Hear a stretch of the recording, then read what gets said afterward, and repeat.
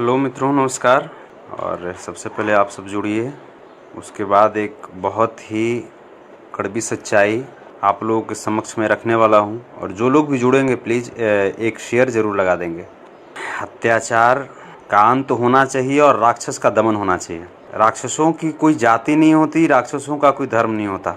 आप लोग प्लीज़ एक एक शेयर लगा देंगे, जो भी लोग हैं एक एक शेयर लगा देंगे। चूँकि मैं बहुत बड़ी जो इस घटना के पीछे जो सच्चाई है, कुछ छिपी हुई है, मैं उसका खोलने वाला हूँ। सबसे पहले इस लाइव के माध्यम से मेरा पहला लाइन होगा कि जितने भी मेरे छोटे भाई, मेरे टाइगर, भोजपुरी के भविष्य, अभी जो आशंकित हैं भोजपुरी को लेकर के कि हम लोग कैसे क्या करें, तो आप लोग को डरने की ज़रूरत नहीं है। खेसारी लाल यादव जैसे भड़वे कुछ बिगाड़ नहीं सकते। इस राक्षस का दमन होगा और सब लोग के साथ मिलकर ये करेंगे। एक चीज़ मैं आप सबको मैं बताऊं कि जिस सिंगर ने यानी खेसारी लाल की बच्ची के ऊपर गाना गाया था, उस सिंगर का नाम पंकज सिंह। आप लोगों ने वीडियो भी देखा होगा।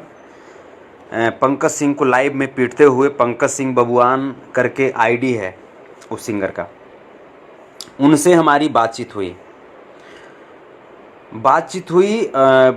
हर मुद्दे पे मैंने बातचीत किया। करीब आधे घंटे की एक टॉकिंग हुई। अभी लगता है कि मुश्किल से 2 घंटे पहले की बात है। उस सिंगर ने जो जो बातें बताई हैं, वो सुनने के बाद शायद ही कोई माई का लाल ऐसा होगा जिसको खून नहीं खौलेगा। मैं आपको बता दे रहा हूँ, वो सिंगर यदि जीवित है तो अपनी किस्मत से जीवित है, और नहीं तो खेसारी लाल यादव का गुर्गा उस सिंगर को गोली मारने के प्रयास कर रहा था। पंकज सिंह के पिताजी एक मामूली किसान हैं और माता पिता का वो अकेला संतान है। जैसा कि पंकज ने बताया, मेरे पास ऑलरेडी कॉल रिकॉर्डिंग भी है। कॉल रिकॉर्डिंग के दौरान मैंने पंकज से पूछा कि बाबू, आपको इसकी पछतावा है, आपको रिग्रेट है कि हाँ आपने खेसारी जी के बच्ची के ऊपर जो गाना गाया वो गलत है? पंकज ने तुरंत बोला कि भैया वो गलत नहीं, बल्कि मेरे से अपराध हुआ है भैया, वो मेरे से अपराध हुआ है। हम पे वो कानूनी कार्रवाई कर रहे थे, उससे मुझे तकलीफ़ नहीं हुआ भैया। लेकिन जिस तरीके से हमारे परिवार को जलील किया गया, जिस तरीके से हमको भैया लाइव में पीटा गया, और सिर्फ लाइव में ही नहीं पीटा गया भैया, लाइव के बाहर भी हमको पीटा गया। इतना तक नहीं, बल्कि वहाँ पे पंकज सिंह का मेरे पास रिकॉर्डिंग भी है। पंकज सिंह का वहाँ पे पंकज का कहना है कि भैया ये लोग मुझे जान से मारने के प्लानिंग में आए थे। इतना तक ही बात ख़त्म नहीं होती है। अभी खेसारी लाल यादव नामक गुंडे के गुर्गे से वो मेरा छोटा भाई पंकज, मैं छोटा भाई मैं क्यों बोल रहा हूँ, इसलिए बोल रहा हूँ कि वो भी एक कलाकार है, वो भी एक गरीब का बेटा है। गलती किया है, कानूनी कार्रवाई उस पर होनी चाहिए। जिसकी बात बार बार खेसारी लाल यादव बोल रहा था, जिसकी बात बार बार खेसारी लाल यादव का मैनेजर बोला, रे विवेक, गुंडा का मैनेजर तू रे, विवेक वाह तू गुंडा का तू मैनेजर है रे, तू मारेगा तू छोटे सिंगर को रे अखिलेशवा, तू छोटे सिंगर को तू मारेगा तू रे, तू क्या है खेसरिया, तोरा कितना तोरा पावर दे दिया है रे, खेसरिया तोरा कितना तोरा पावर तोरा दे दिया है। उस लड़के को तुमने लाइव में क्यों पीटा? इतना ही नहीं, उस बच्चे से परमिशन लेने के बाद मैं उस कॉल रिकॉर्डिंग को भी मैं वायरल मैं करूंगा। अगर वो बच्चा परमिशन दिए तो मैं उसको वायरल करूंगा, नहीं परमिशन दिए नहीं मैं वायरल करूंगा। उस बच्चे ने कलप करके कहा है कि भैया अब मेरी जिंदगी अब मुझे नहीं रखना है, मैं सुसाइड करूंगा। कलप करके कहा है उस बच्चे ने। मैंने उसको हिम्मत दिया है, बाबू मेरे शेर घबराना नहीं, अभी संतोष रेणु यादव तुम्हारा भाई अभी जिंदा है इस धरती पे। इतना ही नहीं, हमारे पास बहुत सारे ऐसे छोटे छोटे नन्हे नन्हे कलाकारों का फोन आया है जो लगातार संघर्ष कर रहे हैं, 4 साल से 5 साल से 10 साल से मेहनत कर रहे हैं कि हमारा भी कोई जगह बन जाए, लेकिन इन दोगलों के वजह से, खेसारी लाल यादव जैसे चूतियों की वजह से, और इसके पास पैसे का घमंड हो गया तो दूसरे को बोलता है कि 20 लाख 25 लाख लगा देंगे। रे खर्च करे रे खेसरिया, खर्च कर कर, गोली मारेगा रे खेसरिया, मार गोली। बस स्टैंड मीठापुर सिमरन इनक्लेव में हम रहते हैं, गोली मारेगा रे खेसरिया। वो जो गरीब व्यक्ति, किसी किसान का गरीब बेटा, उसकी एक गलती का सजा ये है कि तुम कानून में तुम कानून को तुम हाथ में तुम लोगे। क्या हमारे देश में कानून नहीं है? क्या हमारे देश के कानून पे तुम्हें भरोसा नहीं है? और उससे बड़ी चीज, जब तुम उस बच्चे पे एफआईआर किया था, जब पुलिस प्रशासन उस बच्चे के घर पे गई हुई थी, तब रे चूतिए तुम उस पे फिर तुम क्यों छोड़ा? खेसरिया रे चूतिया, जवाब दे। तोर पुंगी बजाएंगे, पुंगी रे खेसरिया, पुंगी, तोर पुंगी बजाएंगे। तुम गा सकते हो सानिया मिर्जा के ऊपर गाना, तुम गा सकते हो काजल के ऊपर गाना, तुम गा सकते हो नीलुआ के ऊपर गाना, तुम गा सकते हो कलुआ के माई के ऊपर गाना। तोर माई के ऊपर कोई नहीं गाएगा रे, हैं? तोर बहन सबसे पवित्र है रे, उस पर कोई नहीं गाएगा। सबके बहन पवित्र नहीं है, सबके बहन का प्रतिष्ठा नहीं है। तोर बहन कितना प्रतिष्ठा है रे? तुम्हारे पास पैसे हो गए तो तुम बहुत बड़ा, तुम इज्जतदार तुम हो गया तुम रे, घटिया आदमी। अगर जो उस बच्चा को कुछ भी हुआ दिक्कत, खेसारी, अखिलेश कश्यप और विवेक सिंह, कान खोल कर सुन लो, अगर उस बच्चे को कुछ भी अगर हुआ तो ये मंसूबे में मत रहोगे कि तुम सुरक्षित रह जाओगे। घसीट करके कोर्ट के दरवाजे तक तुम्हें ले जाएंगे और फांसी के फंदे तक तुमको चढ़ाएंगे। अखिलेश कश्यप, विवेक सिंह और खेसारी लाल यादव, तुम बक्सर का तुम डॉन बनना चाह रहे थे रे, किसके बदौलत? खेसारी लाल के बदौलत। और जो नन्हे मुन्ने जो कलाकार हैं उनको दबाने की तुम कोशिश कर रहे हो रे। विवेक सिंह, तोरा लगता है रे? तू बहुत बड़ा का तू धनसेठ तू हो गया रे, विवेकवा। खेसारी लाल यादव सुन ले, बहुत बोलता है ना, खानदान को पता लगा दूंगा, खानदान। रे चुतिया, पता लगाओ ना हमरा रे। जाता है तू गरीब भाई पे, तुम जाकर के तुम उसको तुम पीटते हो रे।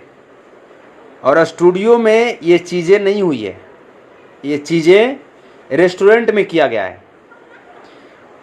और मैं आपको बता दूं, अखिलेश कश्यप और उस बच्चे जो पंकज सिंह हैं, उन दोनों के बीच ऐसा नहीं है कि आज पहली मुलाकात है।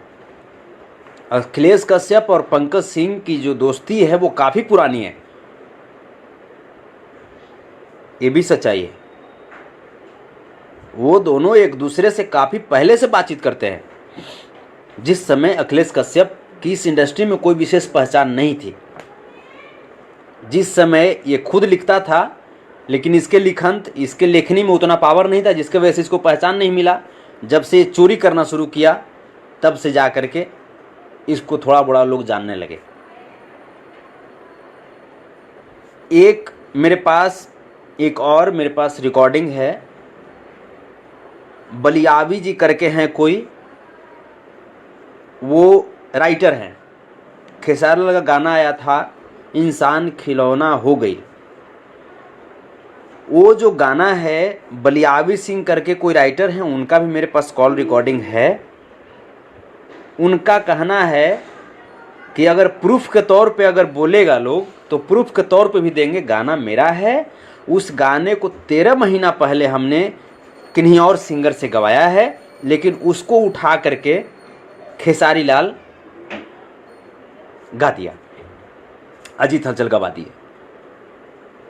कौन गवाए, कौन क्या किए, लेकिन इस चूतिए को विवाद में रहने का बड़ा शौक है, बहुत शौक है। एक चीज़ में और, कि यही खेसारी लाल चूतिया जब वैशाली में जब हमला हुआ था तो ये बोला था कि सुधीर सिंह राजपूत हमको पीट दिया, और ऐसा कह कर के जातिगत जो भावनाएं जो थी, जातिगत उन्माद पैदा करने की कोशिश किया। राजपूत भाइयों को बदनाम करने की साजिश किया इसने। आज तुमने उसी राजपूत को पीटा है, कानून को हाथ में लिया। बता रे खेसरिया, तोरा साथ क्या किया जाए? नहीं जानते हो तो इस मैटर को कभी मत उछालना। खेसारी लाल यादव के बाप की और पूरे खानदान की औकात नहीं थी कि बिहार बंद के बारे में सोचे भी। ये संतोष रेणु यादव और संतोष रेणु के खानदान और संतोष रेणु के संस्कार की उपज थी कि बिहार बंद होना चाहिए कलाकारों के लिए। कोई इंसान कलाकार पे ऐसे क्यों करेगा अत्याचार? और तब जाकर के मैंने वो बिहार बंद का अनाउंस किया था, मैंने घोषणा किया था। लेकिन पंकज सिंह की माँ भी हमारी माँ है, पंकज सिंह की बहन भी हमारी बहन है, और पंकज सिंह की परिवार, उनके खानदान भी हमारा परिवार है। जितने जो नए नए जो छोटे छोटे बच्चे जो आ रहे हैं वो सब मेरा भाई है।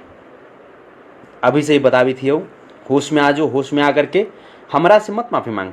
हम कौन होते हैं? हम कुछ है ही नहीं, हम जीरो बराबर सन्नाटा हैं।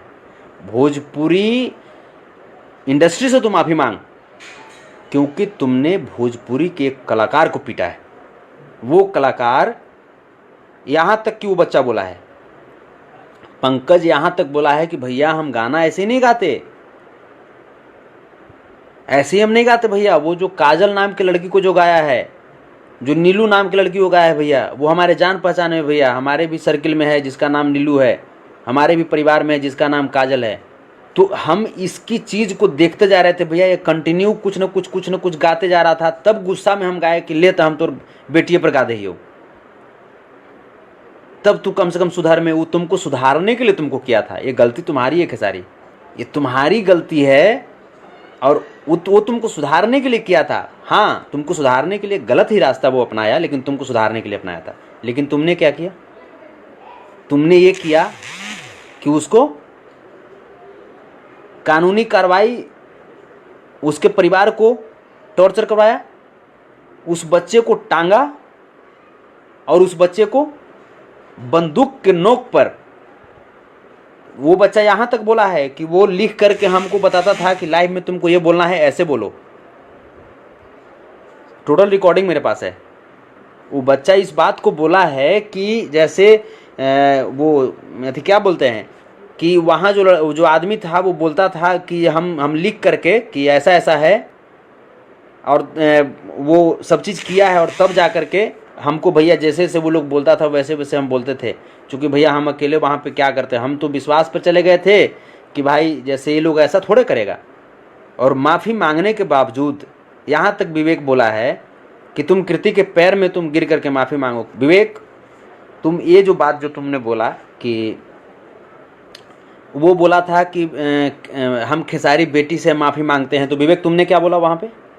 तुमने बोला क्या कि तुम बेटी कैसे कह सकते हो, तुम कृति जी कहो, तुमने बोला ना? अरे विवेक, तुमको शर्म नहीं आता है रे? कृति जी कहना ज़्यादा सम्मानित है कि कृति बेटी कहना ज़्यादा सम्मानित है? ठीक है, आवेश में वो कुछ बोल दिया लड़का, मान रहे हैं उसकी बात, लेकिन ज़्यादा सम्मान किस में दिखाई देता है, कृति जी में, कृति बेटी में?